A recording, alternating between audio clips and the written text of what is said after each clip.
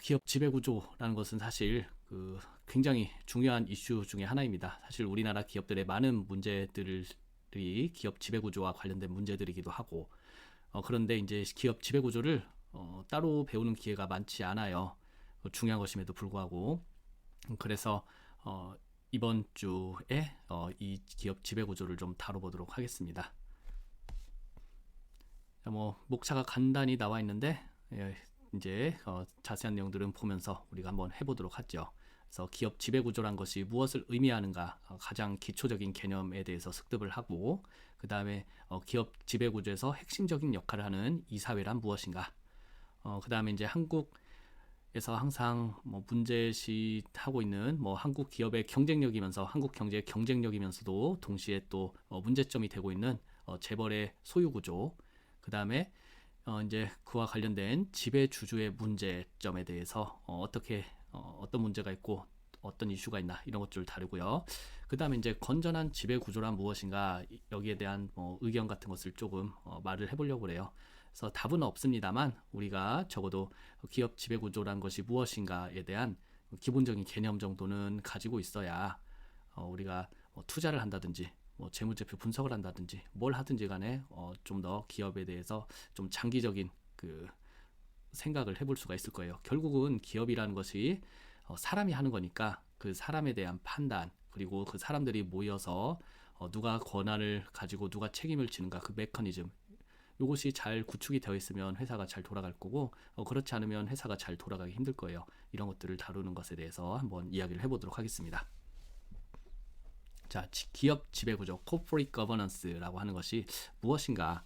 기업, 그죠? 지배, 구조. 기업을 뭔가 지배하는 구조. 단어들은 그냥 다 모를 단어가 아닌데 이게 무엇을 의미하는지는 한번 들여다보도록 하죠. 먼저 이 질문부터 한번 시작을 해보도록 하죠. 누가 기업의 주인이 누구냐라고 물어봤을 때, 기업의 주인은 누군가 물어보면 글쎄요, 하면서 많이 대답들을 하는 것이 이제 주주라고들 많이들 해요. 그럼 왜 주주냐? 일반적으로 이제 기업을 소유하고, 사실 이 기업을 소유하고라는 말은 약간 의문이 있긴 합니다. 근데 이제 많은 경우에 그렇게 표현하니까 이렇게 할게요. 기업을 소유하고 경영에 최종적인 책임을 지기 때문에 우리가 기업의 주인은 주주라고들 많이 해요.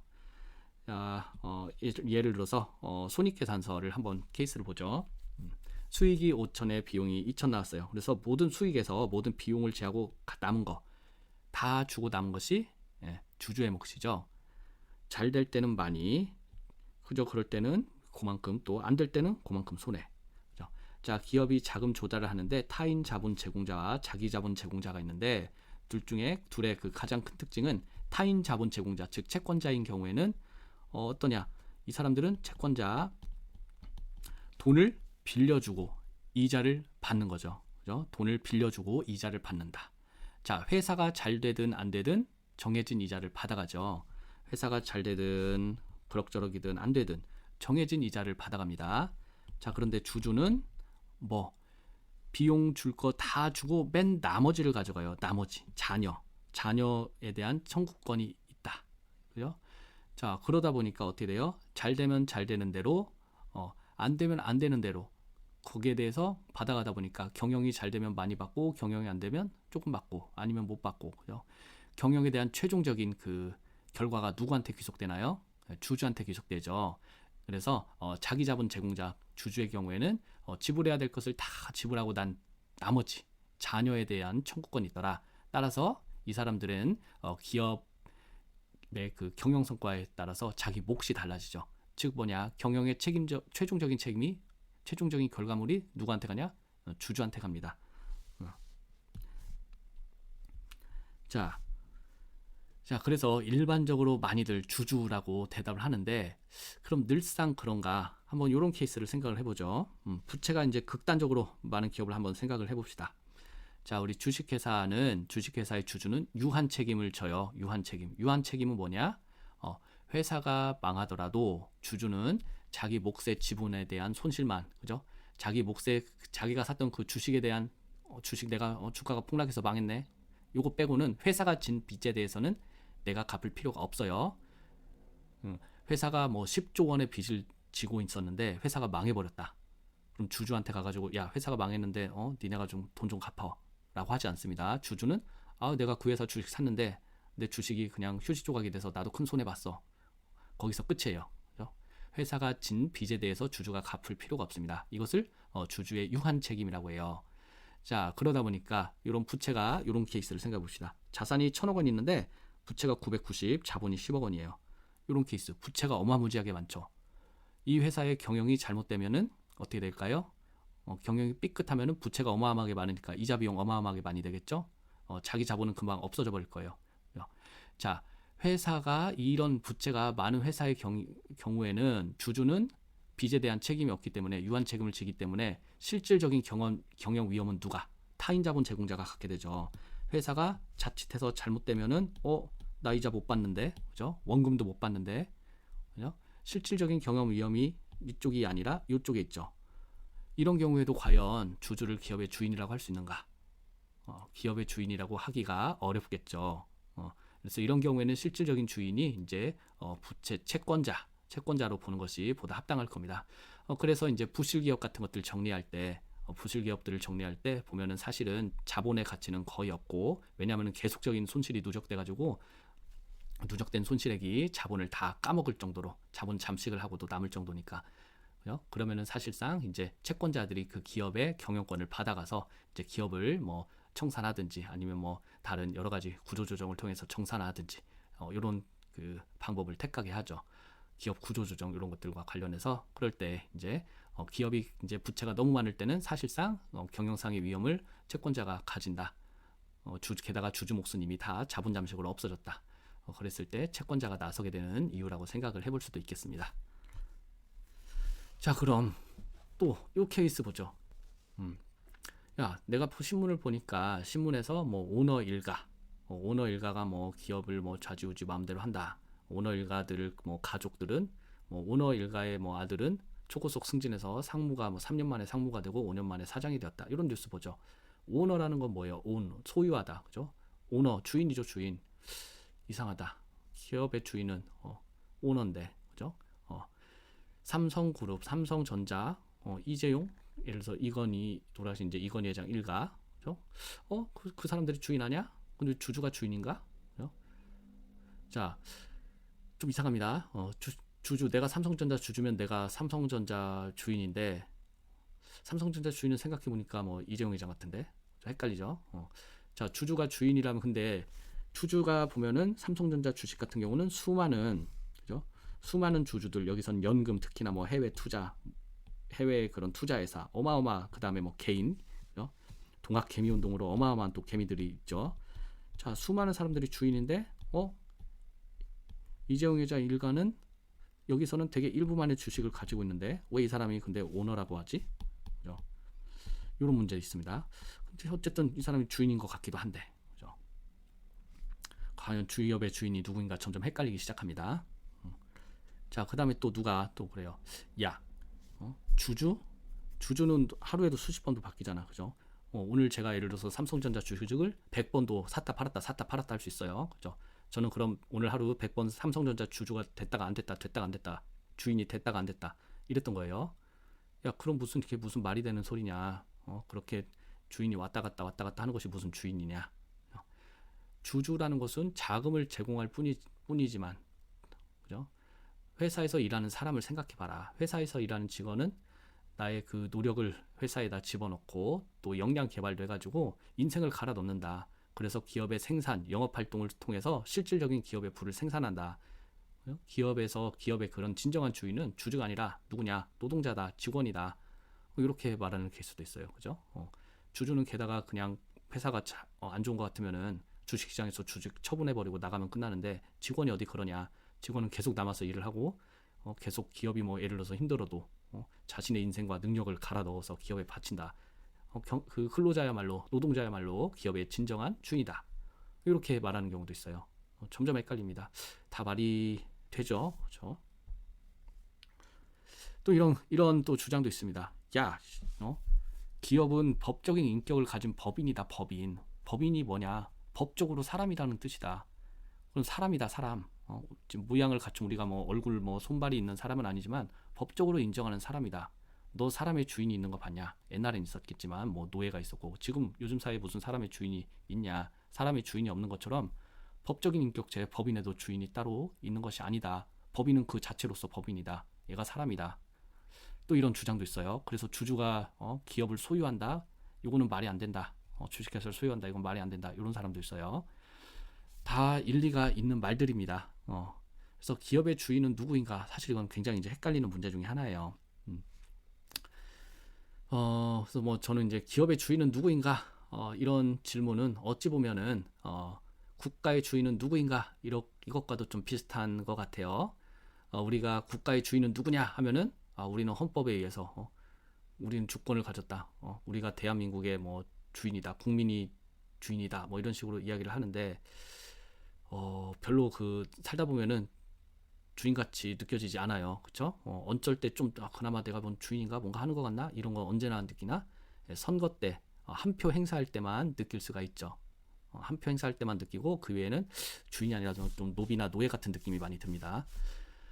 자, 그랬을 때 그리고 내가 만약에 주인이라면은 진짜 뭐 예를 들어서 뭐 청와대에 가가지고 문 열고 들어와서 아우 내가 주인인데 여기 좀 잠깐 화장실 좀 쓰겠습니다. 이런 거 못하죠. 그죠? 진짜 주인이면 할 텐데. 그죠? 그래서 주인이 누구인가 사실 정의하는 것은 굉장히 어렵습니다. 어쨌든 국가의 경우에는 국민이 주권을 가집니다만 실질적으로 국가 운영에 있어서는 한 표 행사할 때만 이제 참여를 하고 그 외에는 사실상 국민의 참여는 많지 않죠. 그래도 이제 국가는 권력의 견제와 균형을 위해서 이른바 이제 삼권 분립, 민주주의 국가는 삼권 분립을 택하고 있죠. 그래서 법을 만드는 입법부, 그 다음에 이제 법에 의해서 이제 뭐 처분하는 이제 사법부, 그 다음에 일을 하는 행정부 이렇게 입법, 사법, 행정부로 분류를 하고 있습니다.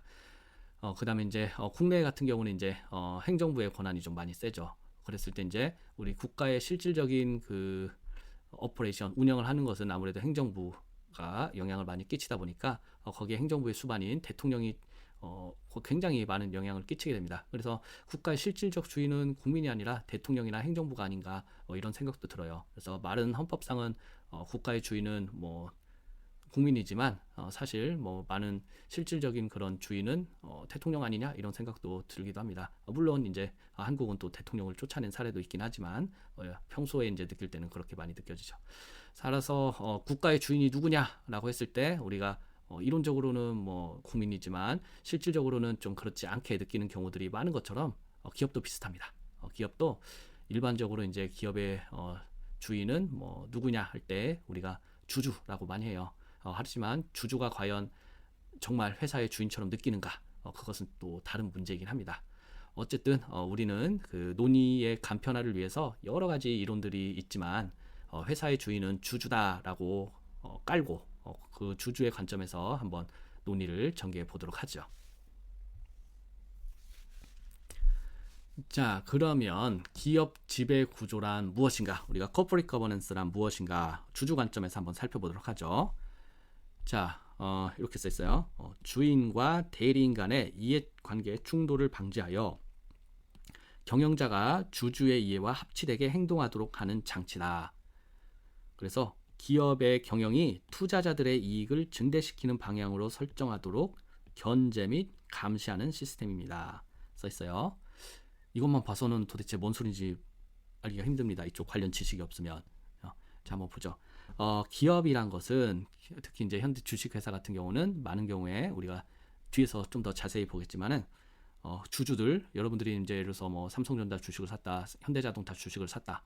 여러분들이 야 경영 좀 이렇게 저렇게 그런 얘기 안 하죠. 누가요? 경영자가 하죠. 자, 주주들이 이렇게 있는데 그죠? 회사에 이제 우리는 주인은 주주라고 지금 깔고 가기로 했어요. 주인들이 있어요. 근데 주인들이 경영에 참여를 못해요. 그래서 누가 하냐? 야 CEO를 하나 세워가지고 경영진을 세워서 야 네가 좀 해봐. 그러면 이 사람은 그죠? 이 사람 경영자는 우리 주주들을 위해서 열심히 일을 해야 되겠죠. 그래서 이제 이 사람을 일을 시키는 사람을 주인, 그 다음에 이 사람은 이제 대리인이라고 합니다. 대리인. 그래서 이건 principal, 그 다음에 이거는 에이전트라고 그래요. 그런데 대리인은 감시를 이제 빡싹 해가지고 얘가 뭐 정말 제대로 하나 안 하나 맨날 꽁무니 쫓아다니고 그러면서 감시를 하면은 얘가 일을 열심히 안 하는지 안 하는지 알 수 있지만 우리가 그럴 수 없죠. 주주들 뭐예요? 다들 뭐 자기 일에 바쁘죠, 그죠? 자, 그랬을 때 대리인이 일을 대충 할 가능성이 있다. 그죠? 아유, 뭐 힘든데 어차피 월급 나오고 하면은 대충 그냥 나 좋을 대로 하자. 이럴 수 있어요. 자, 그랬을 때 주주의 이익을 반해서, 그죠? 주주의 이익을 위해서 열심히 회사를 경영해야 되는데 자기 몸 편할 대로만 하고 있다. 그러면 안 되겠다. 이 사람을 견제하고 감시하는 시스템이 필요하다. 그런 시스템을 통틀어서 뭐라고 그러냐? 우리 기업 지배구조라고 이야기를 합니다. 자, 대충 감을 먼저 잡아야 돼요. 그죠? 이런 뭐 용어 자체를 바로 처음에 이해하기 힘드니까 감을 잡으면서 갑시다. 자, 그렇다면은 기업 지배구조의 실제 문제는 뭐냐? 이런 거예요. 야, 기업의 의사결정을 누가 할 거냐? 누가 할 거냐? 어떻게 할 거냐? 그 다음에 기업의 이해관계자들이 되게 많은데 이런 이해관계자들을 어떻게 이해관계를 조율할 것인가? 자, 그 다음에 기업에서 결국 누군가 이제 권한을 가지고 그에 따른 이제 책임을 져야 되는데 이런 것들을 어떻게 분배할 것인가? 이런 것들이 기업 지배구조의 그런 주요 그 실제 당면하는 문제들이라고 볼 수 있겠습니다. 네, 한번 보도록 하죠. 야, 우리는 그러면 이제 기업의 주인을 주주라고 보고 경영자를 감시해야 된다. 이런 관점에서 한번 보죠.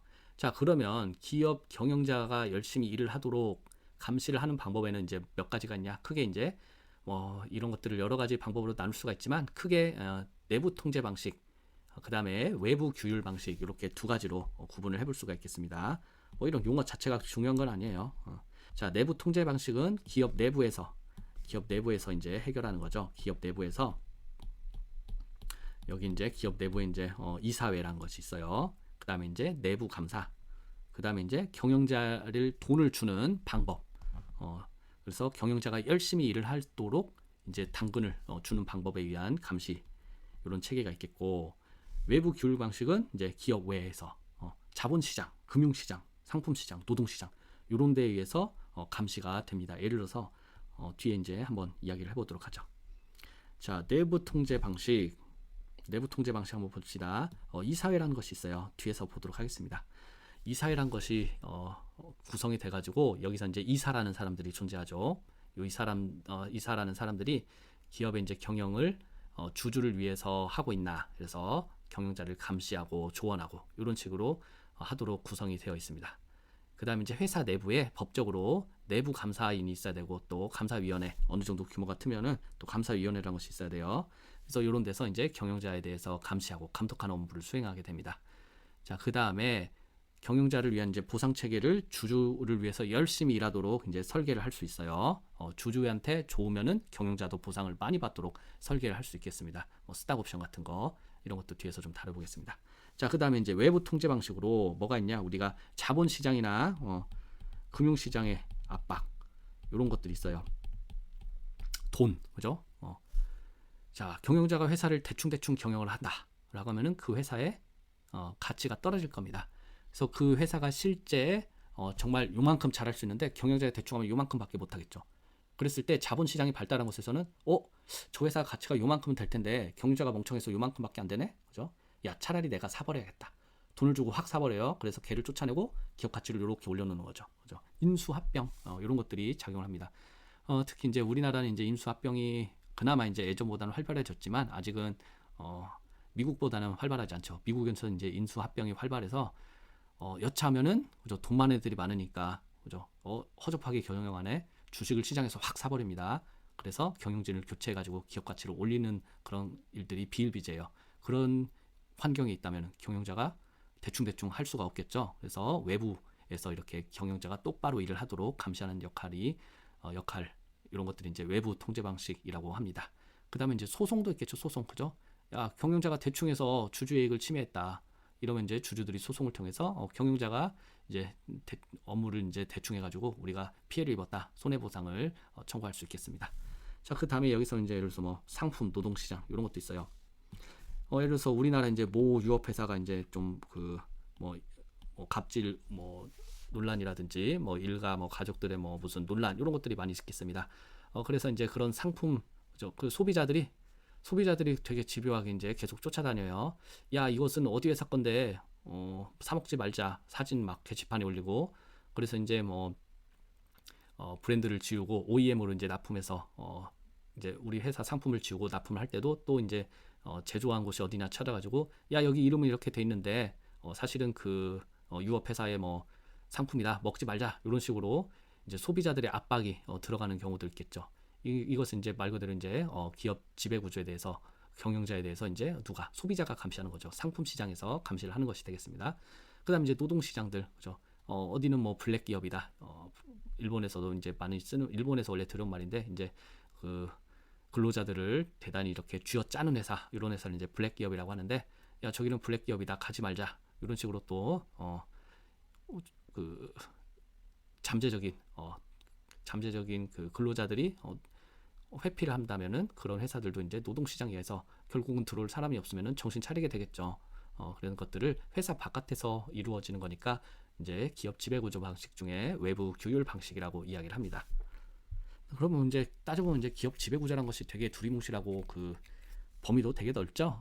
기업의 경영자가 하여튼 기업이 똑바로 일을 할 수 있도록 그냥 견제 감시하는 모든 것, 이렇게 생각해도 무방할 정도입니다. 그래서 이제 기업 지배 구조에 대해서 이제 뒤에 이제 다루게 될 텐데, 먼저 그냥 그 넘어가기 전에 너무 그냥 그 결론이 뒤에 있으면 힘드니까 기업 지배 구조 이슈들을 다룰 거예요. 그런데 그냥 결론부터 먼저 말씀드리자면은, 어떤 그 바람직한 기업 지배 구조에 대한 정답은 없습니다. 이게 제일 좋은 거야라고 하고 정답은 없어요. 왜냐면은 역사, 제도, 문화, 이런 것들이 다 다르기 때문입니다. 그러니까 국가적으로는 뭐 역사, 제도, 문화가 다르겠고, 회사 내부도 마찬가지예요. 회사의 자체적인 문화가 다르고, 또 회사의 성장 단계도 다르고, CEO도 다르고, 이래서 기업 지배 구조가 딱 이게 정답이다 하는 것은 존재하지 않습니다. 그래도 이제 그나마 우리가 목표로 해야 될 부분들은 있지만 정답은 없습니다. 자, 우리나라의 경우에는 어떤 문제가 많이 있냐, 기업 지배 구조에 어떤 문제가 많이 있냐, 지배주주와 소액주주 간의 이해충돌이 문제가 큽니다. 그래서 미국 기업 같은 경우는 주주와 경영자 간의 그 conflict, 이해충돌이 이제 많이 문제가 되는 반면에, 국내 기업의 경우는 이제 회사의 그 가장 아주 많은 영향을 미치는 지배주주와 그렇지 않은 소수주주, 소액주주 간의 이해충돌 문제가 더 중요한 문제라고 할 수 있겠습니다. 자, 그 다음에 이제 이사회라는 것이 구성이 원래 돼서, 이사회는 주주들을 대변해서 주주의 입장에서 경영자를 관리하고 감독하고 조언도 하고 해야 되는데, 한국의 이사회는 그렇게 독립적이지가 않아서 경영자에 종속되어 있는 경우들이 많더라. 그래서, 그리고 게다가 이제 전문성 측면에서도 좀 문제가 있는 경우들이 있더라. 그래서 실질적으로 이제 뭔가 이사회에서 의사결정을 할 때 투표를 해야 되는데, 자기들이 이제 독립적으로 판단을 하거나 아니면 전문적인 입장에서 판단을 하는 것이 아니라 그냥 뭐 이거 좀 해주세요라고 해서 이제 그냥 손을 드는 거수기의 역할을 하는 경우들이 많은 문제가 되고 있다. 자, 그 다음에 이제 그 순환 출자라는 것이 있습니다. 요즘에 이제 많은 부분 개선되고 있긴 하지만 하여튼 그 한국 기업의 지배구조 문제 중에서 항상 좀 문제로 일컬어지는 것이 이제 순환 출자 문제예요. 왜 순환 출자가 문제가 되냐? 적은 지분으로 그 회사를 지배할 수 있기 때문에 그런 문제가 됩니다. 그랬을 때 권한과 책임이 불일치하는 문제가 생겨서 이런 것이 문제가 돼요. 하여튼 국내의 경우는 크게 이 세 가지 문제 정도로, 뭐 다른 문제들도 있지만 세 가지로 압축해 볼 수 있겠습니다. 자, 기업 지배 구조는 투자자의 이익 보호를 위해서 굉장히 중요해요. 그래서 기업의 이제 투자 의사 결정을 할 때 항상 우리가 쳐다볼 게, 이 기업이 지배 구조가 괜찮은가, 요겁니다. 경영자가 마음대로 해서 회사의 말썽을 일으키지 않을 그런 방안들이 잘 마련되어 있느냐라고 라는 점을 꼭 살펴봐야 됩니다.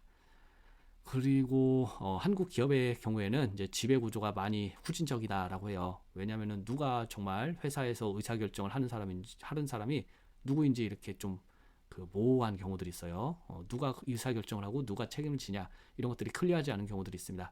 그러다 보니까 이런 것들이 이제 그 해외 투자자들 입장에서는, 야 이거 뭐야, 뭐 니네 회사는 도대체 의사결정이 어떻게 돌아가는 거냐, 왜 이렇게 불투명해, 이래가지고 한국 주식에 대한 이제 저평가 원인이 되기도 합니다. 그래서 이런 것들이 이제 아예 막 용어가 있죠. 코리아 디스카운트라는 용어 자체가 있죠.